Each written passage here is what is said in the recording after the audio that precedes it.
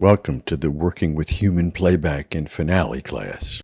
These are the topics we'll be covering in this class. The advantages of human playback, which include automated interpretation. Continuous controller data is writable to the file. Exportable continuous controller data saves DAW editing. Human playback helps learn orchestration. And the drawbacks of human playback. It has tempo handling errors. It edits note durations, sometimes in manners that you don't want, and it uses non-standard key switches. Make Music has invested considerable resources in the development and extension of Robert Pichot's human playback. It's designed to create realistic playback by interpreting score markings. It makes dynamic edits to MIDI data affecting tempo, duration, and continuous controller data, and key switches to call up samples of alternate instrument techniques. Human playback reads score markings such as dynamics, articulation, and instrument techniques and tempo changes and creates MIDI data to control these parameters.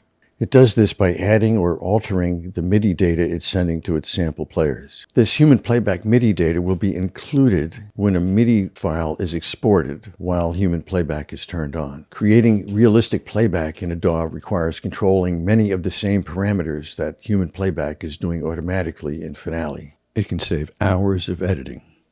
Listening back to a score can be a thrilling experience. Human playback's interpretive power can give a fair representation of what your ideas may sound like played by a live orchestra, allowing you to experiment with blend and balance and learn about instrument function and combinations in real life. As good as human playback can sound, it's not without some problems we've encountered in a professional arranging and production workflow.